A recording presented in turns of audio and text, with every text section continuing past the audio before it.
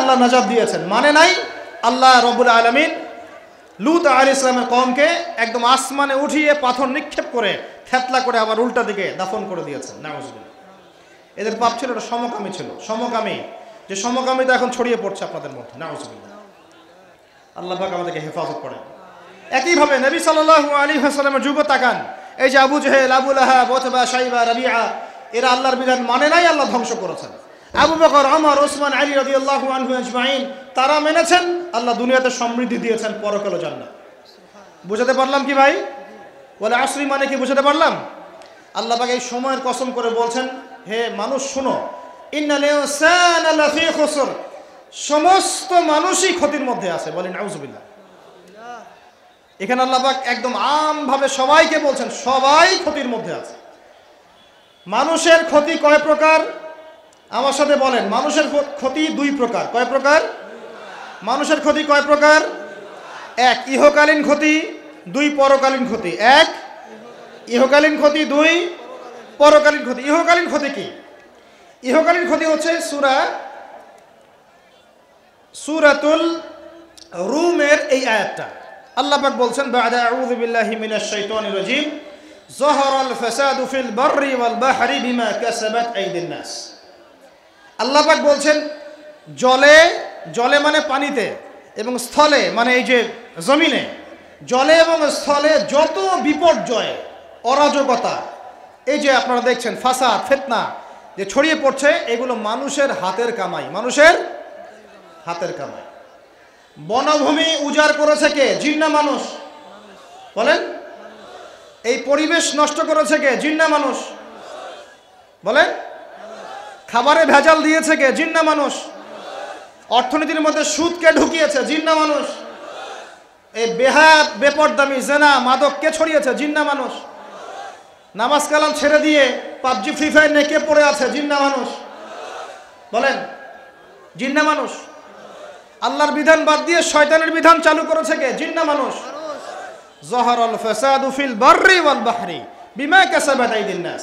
জলে স্থলে যত বিপর্যয়, অরাজকতা, সমস্যা, এগুলো মানুষের হাতের কামাই। বলি নাউজুবিল্লাহ। আমরা যা করব তাই পাবো।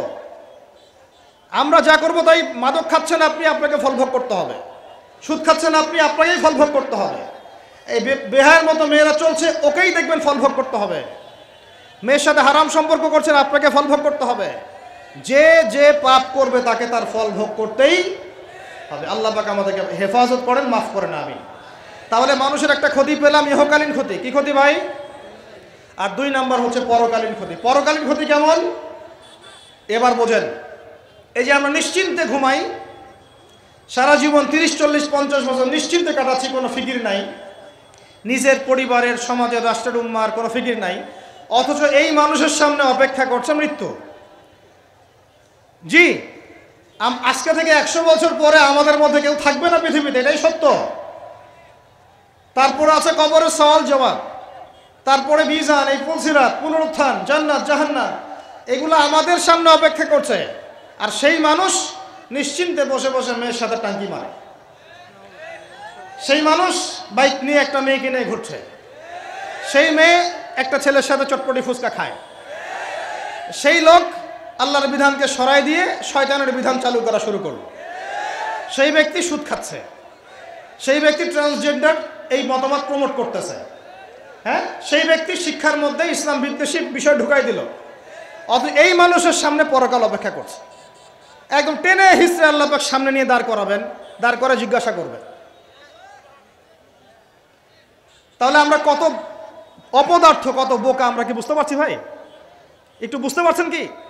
আল্লাহ পাক সূরা আহজাবে এটাও কিন্তু বলেছেন যে ইন্নাল ইনসানা যালুমান জাহুলা।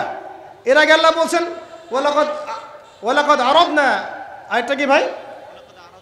ওয়ালাকাদ আরাদনা আলাল ইনসানি, নাকি ওয়ালাকাদ আরাদনা আল আমানাতা আলাল ইনসান, ওয়ালাকাদ আরাদনা আল আমানাতা আলাল, একটা বলেন না, খুব চমৎকার একটা আয়াত আছে।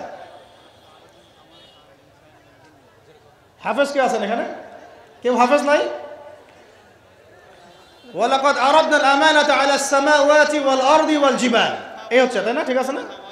হ্যাঁ, ওয়ালাকাদ আরাদনাল আমানাতা আলাস সামাওয়াতি ওয়াল আরদি ওয়াল জিবালা ফাআবাইনা আন ইয়াহমিলনাহা ওয়া আশফাকনা মিনহা ফাহামালাহাল ইনসান। সুবহানাল্লাহ। শুকরিয়া, আল্লাহ পাক মনে করায় দিয়েছেন। আরেকটা যদি না বলতে পারতাম মনের মধ্যে একটা অতৃপ্তি থেকে যাইত। আল্লাহুম্মা লা ইলমা লানা ইল্লা মা আল্লামতানা ইন্নাকা আনতাল আলিমুল হাকিম। আলহামদুলিল্লাহ।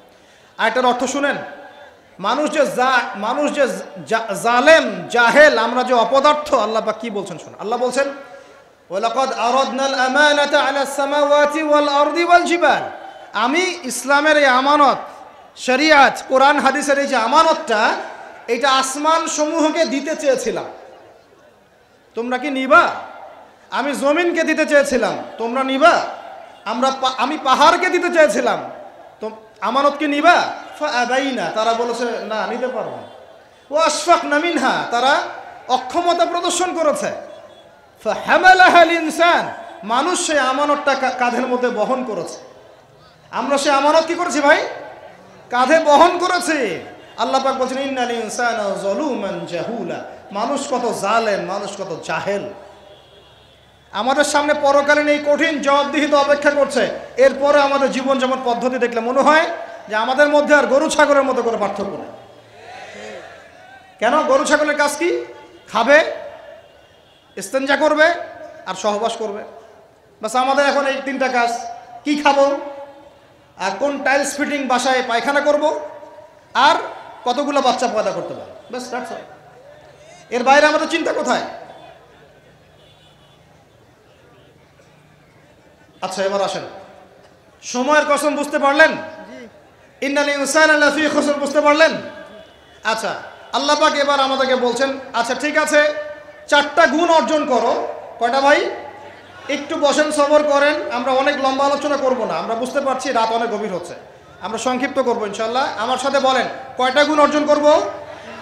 আল্লাহ পাক বলছেন এই 4টা গুণ যারা অর্জন করবে তারা ওই ক্ষতি থেকে বেঁচে থাকবে ইনশাআল্লাহ। সুবহানাল্লাহ। দুনিয়াতেও তারা সফল হবে, পরকালেও সফল হবে ইনশাআল্লাহ। আল্লাহ বলছেন ইল্লাল্লাযীনা আমানু, তারা নয় যারা এক ঈমান এনেছে, তারা ক্ষতির মধ্যে নাই, যারা ঈমান এনেছে। 2 ওয়া আমিলুস সলিহাত, সৎ আমল সম্পাদন করেছে। কি আমল? সৎ আমল। তারপরে ওয়া তাওয়াসাউ বিল হক, পরস্পরকে সত্যের উপদেশ দিয়েছে। কিসের উপদেশ?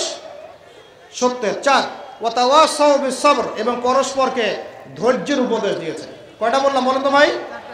আমার সাথে বলেন। 1 নাম্বার কি? যারা, আপনারা কি হাসি তামাশা করতে আসছেন এখানে? এটা ক্লাসের মতো মনে করেন, এটা একটা ক্লাসের মতো মনে করেন। ট্রেডিশনাল ওয়াজ মাহফিল বাদ দেন, ওই সুর গল্প কেচ্চা কাহিনী বন্ধ করেন, কিছু শিখেন। 4টা গুণাবলী অর্জন করলে ক্ষতি থেকে বাঁচতে পারবো, অন্যথায় কোনো সুযোগ নাই।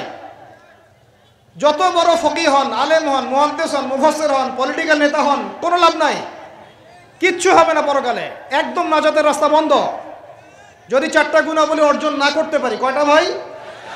1 নাম্বার ইল্লাল্লাযীনা আমানু, যারা ঈমানদার হয়েছে। 1 নাম্বার কি? ঈমানদার হয়েছে, পাক্কা ঈমানদার হয়েছে। 2 নাম্বার ওয়া আমিলুস সলিহাত, সৎ আমল করেছে। কি আমল? ওয়া তাওয়াসাউ বিল হক, হকের দাওয়াত দিয়েছে। কিসের দাওয়াত? 4 নাম্বার ওয়া তাওয়াসাউ বিস সবর, ধৈর্যের দাওয়াত দিয়েছে, ধৈর্যের উপদেশ। কিসের উপদেশ? এটা কি শুধু একজন ব্যক্তির উপরে বর্তাবে না সবার উপর দায়িত্ব? এই সূরায় কি শুধু আলেমদেরকে উদ্দেশ্য করা হচ্ছে? শুধু মুফাসসিরদেরকে, শুধু মুহাদ্দিসদেরকে, শুধু বক্তাদেরকে, নাকি সবাইকে? এই সবাই মিলে যখন এই 4টা গুণাবলী অর্জন করবেন, দেখবেন ইনশাআল্লাহ দুনিয়াতেও বিজয় আমাদের, পরকালে আমাদের ইনশাআল্লাহ।